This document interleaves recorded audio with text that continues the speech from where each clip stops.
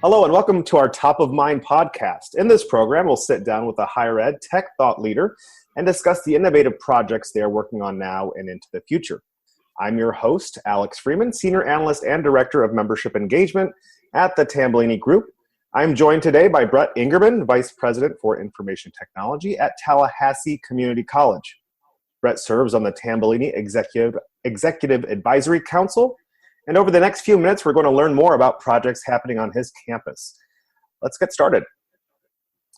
Welcome to the program, Bret. I understand that Hello. I understand you're currently rethinking how you architect your digital environment at TCC. Can you describe where this need came from and what goals you're hoping to achieve?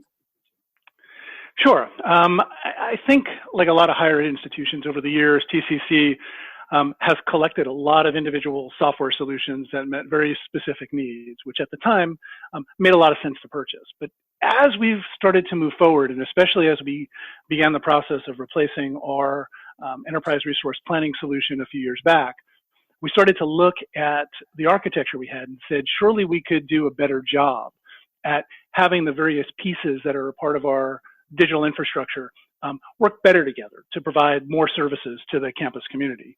So I like to think of it as the difference between sort of this notion of products and platforms. And a product is something, again, that you buy to meet a specific need at a specific point in time, and it serves its need well at the time. A platform, on the other hand, gives you the ability to leverage it and connect to it and do things with it that may take you beyond your initial thought in how you procured it.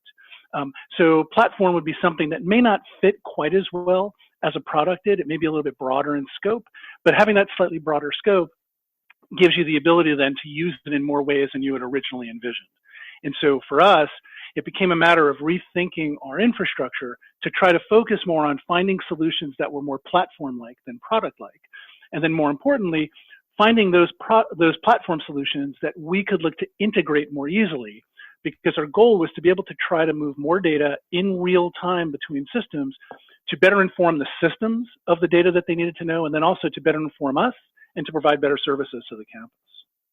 Oh, that's great. Yeah. So I understand that Tallahassee Community College has been looking at technology as a means of enhancing its interactions with students. Can you tell me a little bit more about your efforts there? Sure. I mean, I think all of higher ed is focused on how we interact with students from the time they express interest in our institution till they're alumni. And I think two-year community colleges have a unique focus on communicating with students, since a significant portion of our students end up being first-time in college students. So without really understanding the higher ed landscape, and specifically about how to navigate applying to the school and then getting through their degree in a reasonable amount of time. So what we've started to look at is, with this investment in these platforms that I spoke about earlier, could we somehow use these tools to better communicate with our students in ways that they want to be communicated with? So for example, we all focus on communicating with students via email. The reality is, email is a technology of their parents' generation for traditional age students. It's not the way that a lot of traditional age students want to communicate. They're interested in communicating using text messaging or social media or other kinds of venues that are more instantaneous and that don't carry the heavy overhead that a lot of students associate with having to go log into email to do things. So we've looked at seeing if we could create platforms and bringing platforms together that let us communicate in modern ways. So for example, we have 2 call centers on our campus, one focused on IT-related issues and one focused on enrollment-related issues. And we purposely looked to acquire products that allowed us to not only take calls in from the call center, right, students calling with particular problems and concerns and questions, but we've been able to leverage our technology to allow them to communicate with those very same agents through text messaging, through Facebook Messenger, through Twitter direct message, and through online web chat, so that when a student has a question, wherever they happen to be, using whatever technology they wish, they can communicate with us in real time and be able to gain access to an agent. Not only does that, by the way, facilitate how the students want to talk with us, it actually leverages our agents a bit better, because if we have an agent engaged in a phone conversation, they can only carry on one phone conversation at a time. Whereas with text messaging and chat, they have the ability to simultaneously serve the needs of 3, 4, 5, 6 students, because a lot of time you're waiting for them to digest what you just sent them and to reply back. And the next area we're starting to look into, and we've taken some baby steps in exploring technologies that are out there and talking with our platform vendors, is to look at chatbots and AI, because we believe that students want the information in the moment. They don't necessarily care whether that's delivered by a human or delivered by a chatbot, provided the information is right, and provided that if it's not right or it's not, their question isn't well understood, they can easily get connected to a human being. So we're starting to look and saying, we've built this robust series of FAQs in our knowledge base, and that all is exposable via APIs, so we can integrate with it. Plus, we have a lot of information about the students sitting in Workday and in other systems. And wouldn't it be nice if we could find chatbots that allow us to leverage the investment we have in these platforms, where it could be the front end for many of the kinds of basic questions that students ask frequently, for which they just want a quick answer that's relevant to them. So that's how we're looking at taking the platforms we have and thinking of how our students want to interact with us and what they're looking for, and seeing if we now have the tools in our arsenal to be able to meet them where they want to be met. That's great. It sounds like you're focusing a lot of your efforts on the student experience and improving that student experience. Yeah. So TCC replaced Starfish with a homegrown solution. Can you talk about how and why you did that and how it has improved your student early alert systems? Yeah, certainly. We invested in Starfish early on as a means of trying to provide our faculty with a tool to flag students who they thought would be at risk for persisting within a class and successfully completing a class. What we found is, whether it was with the technology, the way we rolled out the technology, or our faculty, Starfish never really caught on as a solution to do that. It seemed like a lot of overhead for faculty to move forward and use it to basically flag students who they thought were at risk. So again, we looked at the tools we've been investing in, these platforms we've been investing in over the last couple of years, and we realized that we already had a lot of infrastructure with tools that we could actually create our own early alert system. So that's what we've done. So we use Team Dynamics as a platform for dealing with tickets and problem tracking, not only within IT, but within student affairs, within communications and marketing, all over the campus. And so we said, Team Dynamics offers a lot of robust APIs. Could we not find a way to provide our faculty with an easier method at which to identify students at risk? And so what we've done is we've created a simple web application where a faculty member can go in, and after they log in, it presents them with all the courses they're teaching the term. They click on a course, they can see all the students who are in that class, and then they can click on a student, and then take notes if they've intervened with the student to say, Susie, I understand you've had some problems. Why don't you come after class and I'll give you some additional help, whatever the issue may be. We've encouraged faculty to talk directly to students initially. But when they feel that the student needs help beyond that which they can provide, the web application allows them to identify the type of problem that the student is experiencing. And then they click a button that basically says, create a referral. Well, behind the scenes, we take that form and we actually create a help ticket within Team Dynamics that has all the information that the faculty member put in about the concerns they have about the student. It pulls in all the relevant information about the student, how to get in touch with them, their cell phone, the course that they're taking, all the demographic information. And then based on the problem the faculty member identified, we translate that behind the scenes into who is the appropriate interventionist on campus to best help the student. Is it a tutor? Is it a financial aid counselor? Is it an advisor?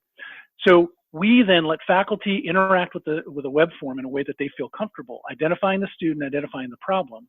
Then our technology behind the scenes takes that, turns it into a ticket, and assigns it to the proper interventionist so that they can follow up with the student. And then faculty through the web form can go later and find out exactly what the resolution was for that particular issue.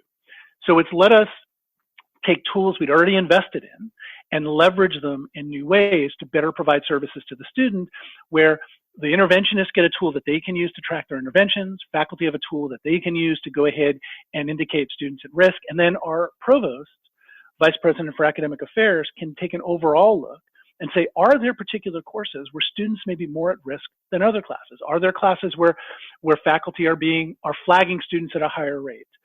It gives us visibility, not only it gives us visibility into what's happening in addition to giving us the opportunity to service the student needs, meet them as soon as we can, using tools that better help support that. Okay, great. Now let's turn to student information systems, a key area of research for the Tambellini Group. As a design partner and early implementer of Workday Student, what made you select that SIS, and what has enabled you to do better? So our journey to Workday Student goes back to about 2012 or 2013 when I came to the college and the president told me that the college at that point was on a system that was about 17 years old, legacy system, homegrown and written by a consortium of Florida colleges to specifically to meet the needs of those Florida two-year schools. And the system, believe it or not, was still green screen on the back end. So it was definitely showing its age and wasn't meeting the current need and certainly wasn't going to provide the platform for the future, being mobile friendly and all the kinds of things that students and faculty and staff want. So we started to look at the landscape of what was out there and quickly realized that we did not want to go ahead and move from one legacy system to another. Indeed, that's one of the things that a consultant had shared with us early on is, did you really want to be the last school to implement what was already a 20-year-old solution? So we started to look at the products that were out there, and my president is very risk tolerant, very forward-looking, and very supportive of technology initiatives. And he likens our efforts to a quote that's often been attributed to Wayne Gretzky, and that is he wanted the college to skate to where the puck was going. He didn't want to implement a software solution that would meet the current needs. He wanted us to find a solution that would help plan for the future. And so we went ahead and looked out there and met with Workday, and were totally impressed with the platform they were trying to create. Because indeed, it's a product that is mobile friendly from the get-go. It offers incredible amount of robust APIs. So it's a platform that allows us to integrate very easily with other systems. It's configurable. So I don't have to customize it as I did with our legacy system. We could go in and configure the software to meet our needs. Again, it doesn't meet our needs quite as specifically as a purposely built solution for Florida two-year colleges. But then again, such a purposely built solution ends up being an albatross to support for our specific needs. Finding something a little bit broader, a platform like Workday Student that may not fit quite as well, gives us the ability to do far more, though, in more interactive ways. And one of the big things it let us do was to, instead of looking at a student information system as a filing cabinet for data that gets pulled out when there's a state report that needs to be done or a transcript that needs to be produced, it allows us to actually gain real-time access to the data so that we can take action. And indeed, Workday Student has built-in analytics. No more waiting for a data warehouse and having to look a day in arrears to see key metrics that you want to make decisions based on. So Workday fit in perfectly and indeed led the charge for us to look at our infrastructure in new ways and move in new directions so that we could create these platforms that could find these platforms that could more easily integrate with each other and allow us to use our data and our resources in far more interesting ways to meet needs such as the one we just talked about with our early alert system. Thanks for chatting with me today, Bret. Any last words of wisdom to share with your colleagues about the importance of modernizing your digital environment? There's lots of reasons to go forward and modernize your digital environment. Everything from lowering support costs to, again, trying to make systems meeting more current needs and future needs. But I'd say for us, the biggest concern is we were looking to try to find solutions that would allow us to integrate various platforms such that the integrated whole was greater than the sum of the parts. We're looking to find solutions and platforms, and I think this is what my colleagues should be thinking about, is every time you go look for a new product, I think you should be asking, how open is it in order for you to integrate with other solutions? How forward-looking is it in terms of the technology it's built upon? How forward-looking is the company in terms of where they're going, what is their vision, and is it congruent with your vision? Because I think in the end, our future as IT workers is certainly less support as more of this stuff moves to the cloud and more about integration and helping our institution take these disparate systems and the data with which they each house and put them together in ways that enable us to better provide services to meet the needs of our students, our faculty, and our staff. To wrap up today's program, I want to thank Bret on behalf of the Tambellini Group. If you have any questions about what you heard today or want to learn more about Tambellini membership, please reach out to me at alex.freeman@thetambellinigroup.com. Thank you all for joining us today.